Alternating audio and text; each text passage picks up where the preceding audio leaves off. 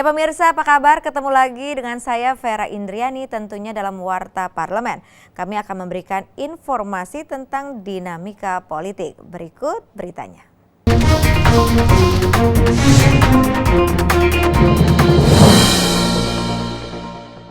BURT DPR RI desak rumah sakit provider bekerja sama dengan perusahaan penerbangan.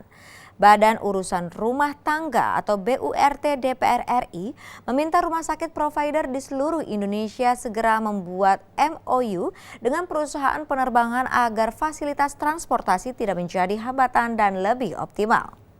Dalam rangka melaksanakan fungsi pengawasan program jaminan kesehatan bagi anggota DPR dan keluarga, BURT DPR RI melakukan kunjungan kerja spesifik ke Rumah Sakit PKU Muhammadiyah di Palangkaraya, Provinsi Kalimantan Tengah.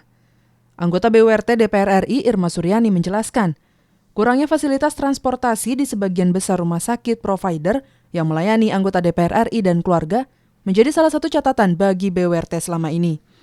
Irma berharap, kedepannya rumah sakit provider segera membuat MOU dengan perusahaan penerbangan untuk dapat mempercepat evakuasi pasien peserta jaminan kesehatan, khususnya anggota DPR RI dan keluarganya.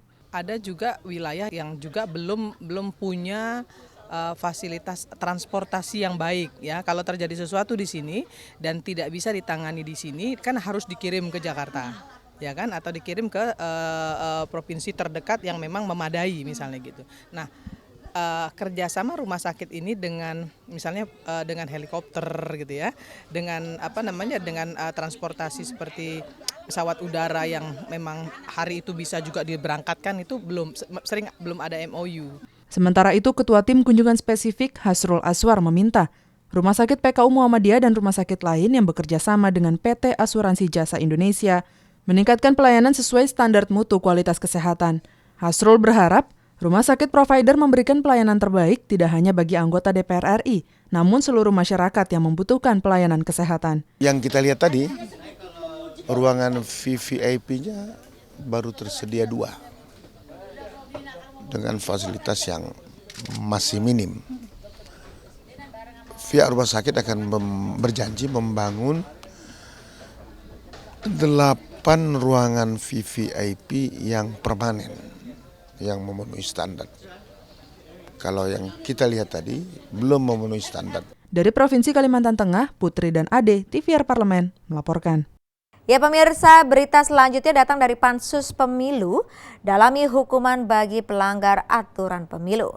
Panitia Khusus Pemilihan Umum atau Pansus Pemilu mendalami perihal hukuman baik pidana maupun administrasi bagi pelanggar peraturan pemilu bersama para pakar hukum pidana Universitas Indonesia dan peneliti LIPI. Para pakar menilai hukuman yang ada saat ini masih terlalu ringan dan belum memberikan efek jera bagi para pelanggarnya.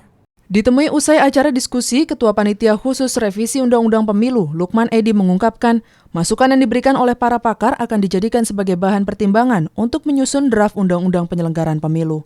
Selain itu, Lukman berkomitmen untuk membuat aturan hukum yang bersifat preventif dan menimbulkan efek jera bagi para pelanggar aturan pemilu.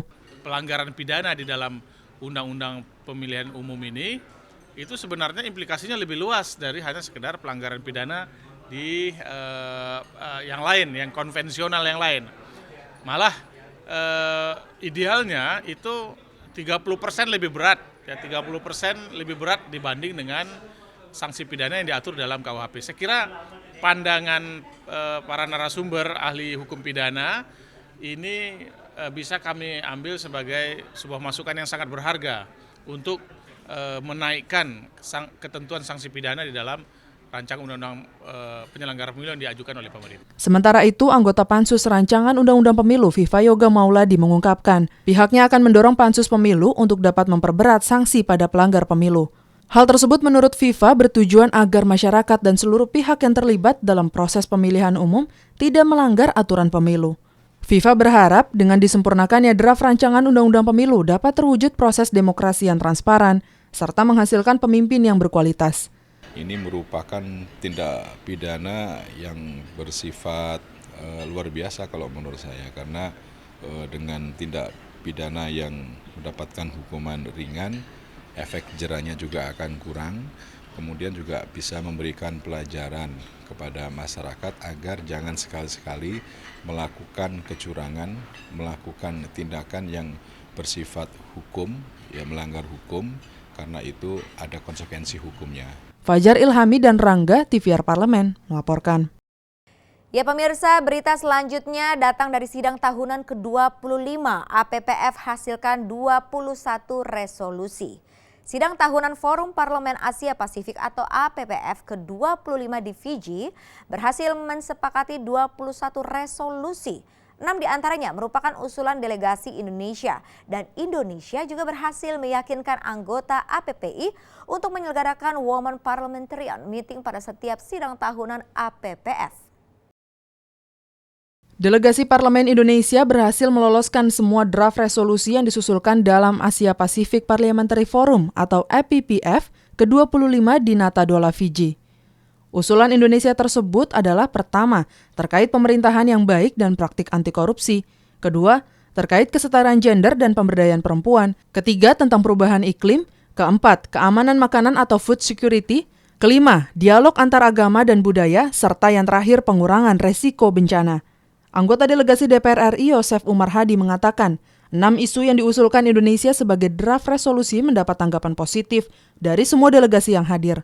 Diterimanya draft resolusi dari Indonesia membuktikan peran aktif Parlemen Indonesia dalam menyikapi isu-isu penting di kawasan Asia Pasifik. Yosef menambahkan, hasil sidang APPF menjadi catatan penting bagi masing-masing negara untuk menindaklanjutinya. Tapi hari ini kita ada pertemuan eksekutif komite yang merupakan inti daripada member APPF untuk mempersiapkan draft resolusi yang akan disampaikan, ditawarkan kepada anggota-anggota APPF ke-25, meeting pertemuan ke-25 yang berlangsung tanggal 16 besok sampai tanggal 18.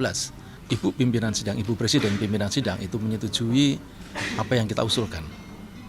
Ada sekitar 6 resolusi yang diusulkan oleh Indonesia dan semuanya diterima dengan baik. Secara total nanti akan ada kurang lebih 38 sampai 39 poin resolusi yang akan dikeluarkan, yang akan dimintakan persetujuan kepada seluruh anggota APPF.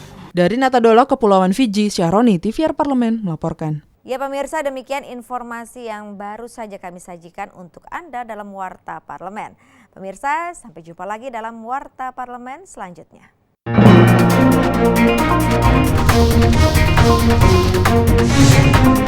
Thank you.